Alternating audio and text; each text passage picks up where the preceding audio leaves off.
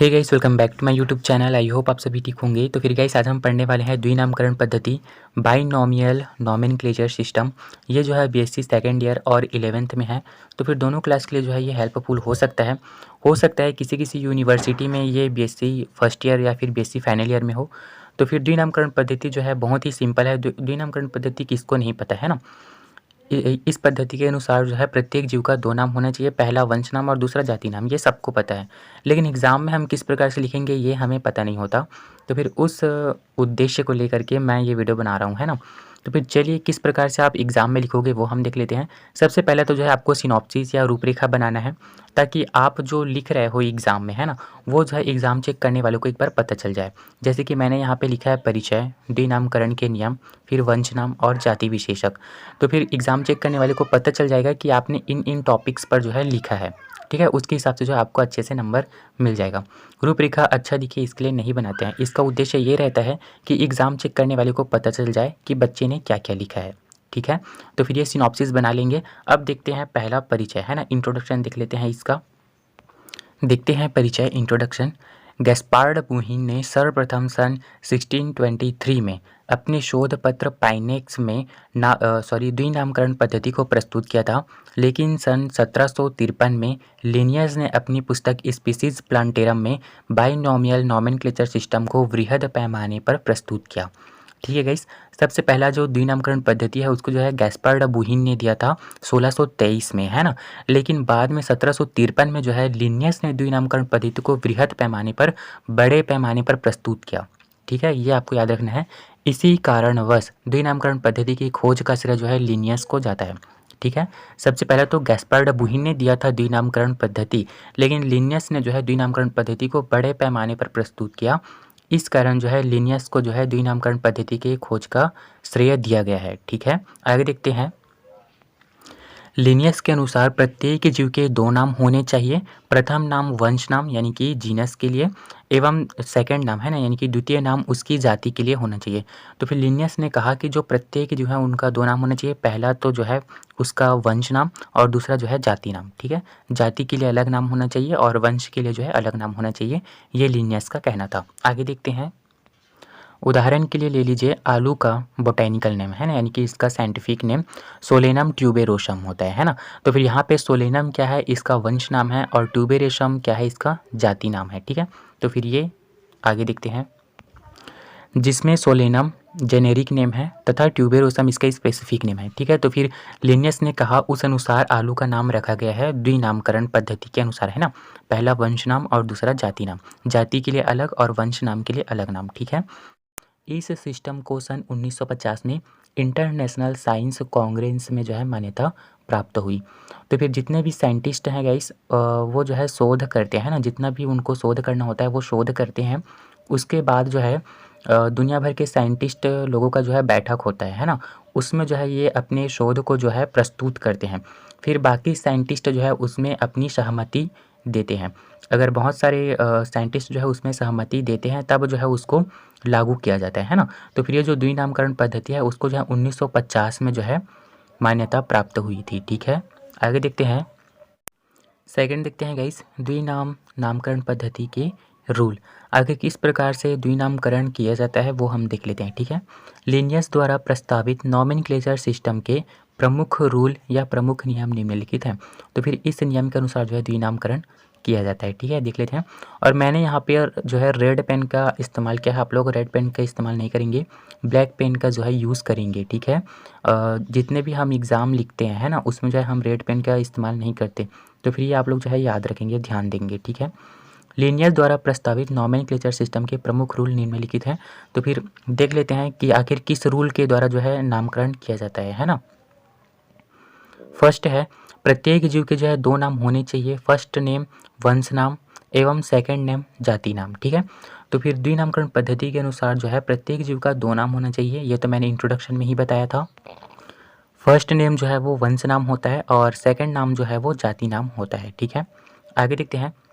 Generic name का पहला अक्षर, है ना, यानी कि पहला शब्द जो है अंग्रेजी के बड़े अक्षरों में लिखा जाना चाहिए, जबकि जाति नाम को छोटे अक्षरों में लिखना चाहिए।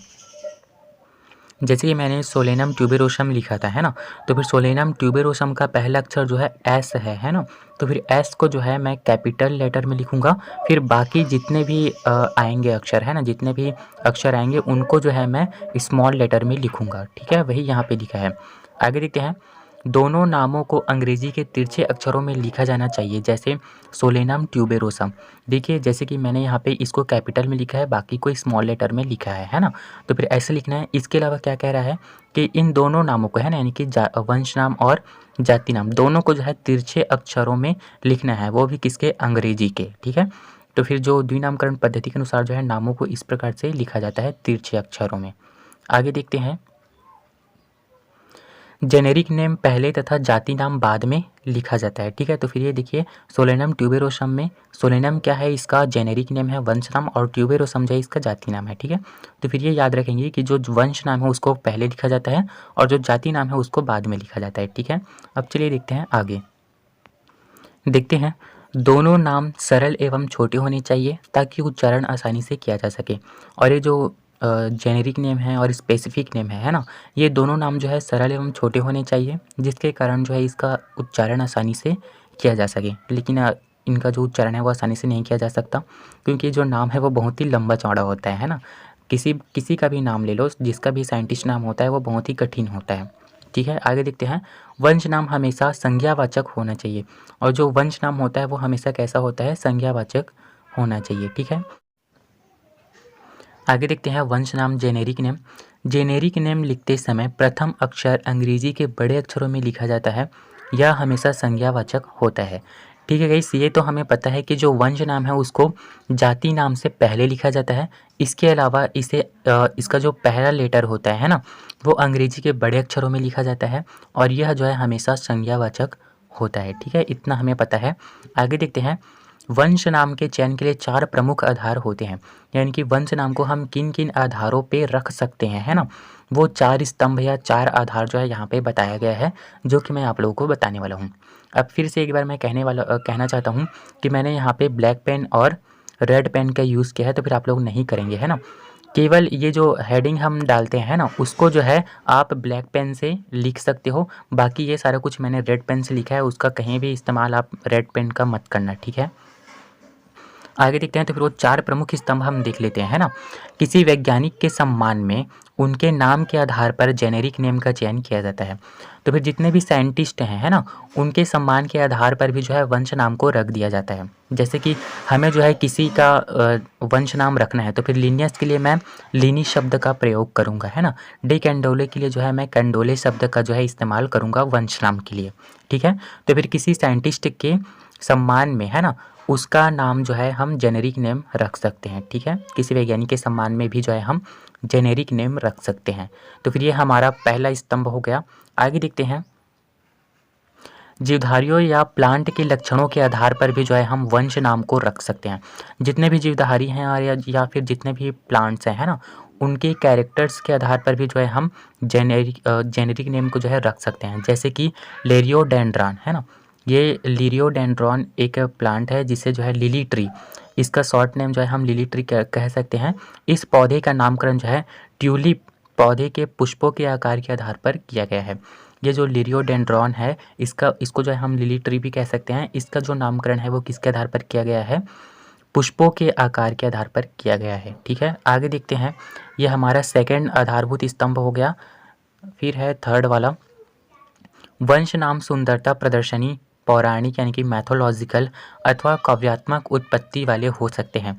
अब ये जो जेनेरिक नेम है ना, वो कैसे हो सकते हैं? जैसे कि सुंदरता प्रदर्शनी, या सुंदरता को प्रदर्शित करने के लिए हम जिन जिन नामों का उपयोग कर सकते हैं, उन नाम के आधार पर भी जो है हम वंश नाम रख सकते हैं।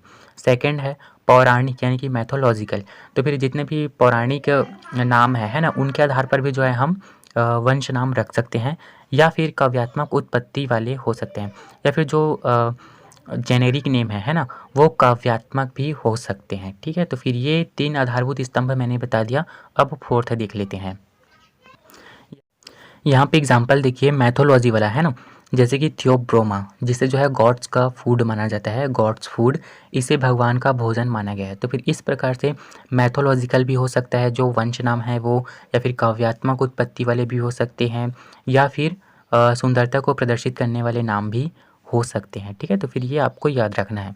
आगे देखते हैं, वंश नाम जीवधारियों की उत्पत्ति वाले मूल स्थान के नाम के आधार पर भी दिए जा सकते हैं। ठीक है, तो फिर जैसे कि किसी जीवधारी या किसी प्लांट का जो उत्पत्ति है वो किसी विशेष स्थान पे हुआ है ना, तो फिर जिस स्थान पे हुआ है उसके आधार पर भी जो है वंश नाम को रखा जाता है। जैसे कि अगर कोई चीज़ जो है या कोई जीवधारी या कोई प्लांट जो है चीन में उत्पन्न हुआ, तो फिर उसको उसके लिए वंश नाम का हम उपयोग करेंगे जिंगो। ठीक है, जिंगो। तो फिर ये जो है चीन में उत्पन्न हुए प्लांट या जीवधारी के लिए वंश नाम का जो है हम उपयोग जिंगो लगा सकते हैं। ठीक है, तो फिर इस प्रकार से जो है हम वंश नाम को जो है रखते हैं। ठीक है, अब जो है हम जाति विशेषक है ना, स्पेसिफिक नेम देख लेते हैं आखिर इसको किस आधार पे रखा जाता है। ठीक है, फोर्थ पॉइंट देखते हैं, जाति विशेषक यानी स्पेसिफिक नेम। तो फिर स्पेसिफिक नेम आप सभी को पता है कि ये जो है वंश नाम के बाद लिखा जाता है ना, और इसे अंग्रेजी के स्मॉल लेटर में साथ ही तिरछे अक्षरों में लिखा जाता है। आगे देखते हैं, जाति नाम जिसका नामकरण निम्नलिखित स्रोतों के आधार पर किया जाता है। अब किन किन स्रोत के आधार पर जाति नाम को रखा जाता है वो हम देख लेते हैं। फर्स्ट है, यह वर्णात्मक विशेषण हो सकता है। वर्णात्मक विशेषण जैसे कि मैं किसी प्लांट के बारे में वर्णन करूँगा, है ना, ये प्लांट बहुत ही लंबा चौड़ा है, साथ ही इनमें कौन कौन से कलर पाए जाते हैं, या फिर इनमें ये कलर पाया जाता है, ये इन इन स्थानों पे पाए जाते हैं, इनकी जो बहुल्यता है वो कम है या ज़्यादा है। तो फिर मैं ये क्या कर रहा हूँ, पौधे का वर्णन कर रहा हूँ, है ना। तो फिर इस प्रकार से जो है वर्णन विशेषण हो सकता है। ठीक है, जो जाति नाम है वो। आगे देखते हैं, यह निम्नलिखित में से कोई भी विशेषण हो सकता है। तो फिर कौन सा विशेषण है देख लेते हैं। पहला है पौधों की अपेक्षिक बहुल्यता। उनकी बहुल्यता के आधार पर भी जो है जाति नाम रखा जाता है। जैसे कि कम पाया जाता है तो फिर रेयर यूज़ करेंगे रेयर के लिए, है ना। उसी प्रकार आगे देखते हैं, पौधों के भागों के रंगों के आधार पर, जो प्लांट्स होते हैं वो रंग बिरंगे होते हैं ना, उनका कई पार्ट जो है अलग अलग कलर का पाया जाता है। तो फिर रंग के आधार पर भी जो है हम इसका नामकरण करते हैं। जैसे कि वाइट है तो फिर उसके लिए एल्बा, ये येलो है तो फिर फ्लो। इस प्रकार से जो है कलर के आधार पर भी जो है उसका नामकरण किया जाता है। आगे देखते हैं, क्षेत्र जहाँ पाया जाता है, जैसे कि कोई क्षेत्र है ना, जहाँ पे वो प्लांट पाया जाता है उसके आधार पर भी जो है हम जाति नाम यानी कि स्पेसिफिक नेम को रखते हैं। जैसे कि इंडिया में पाया जाता है तो फिर इंडिका नाम जो है हम रख सकते हैं। ठीक है, माप या आकार, प्लांट की प्रकृति देखते हैं, माप आकार या प्लांट की प्रकृति के आधार पर भी जो है हम इसका नाम रख सकते हैं। जैसे कि टाल है तो अल्टा। ठीक है, तो फिर इस प्रकार से जो है हम रख सकते हैं। जैसे कि थिन है, बहुत ही पतला है तो टेमिस। ठीक है, तो फिर इस प्रकार से जो है हम इसका नामकरण करते हैं। उसकी प्रकृति के, उसके माप के, उसके आकार के आधार पर भी जो है हम जाति नाम को रख सकते हैं। ठीक है, तो फिर आई होप द्विनामकरण पद्धति आप लोगों को समझ आया होगा और किस प्रकार से लिखना है ये भी समझ में आया होगा।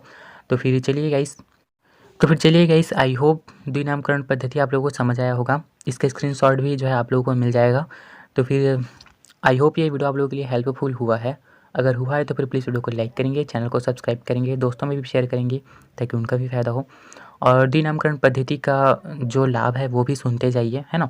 इसका निष्कर्ष क्या निकलेगा, जैसे कि द्विनामकरण पद्धति है ना, ये साइंटिफिक नेम है, तो फिर ये साइंटिफिक नेम कभी चेंज नहीं होता। जैसे कि हमारे इंडिया में बहुत सारा लैंग्वेज बोला जाता है ना, तो फिर हम जो है उसी जंतु को या उसी प्लांट को जो है, उसी एनिमल को हम अलग अलग भाषा में जो है अलग अलग बोलते हैं, है ना।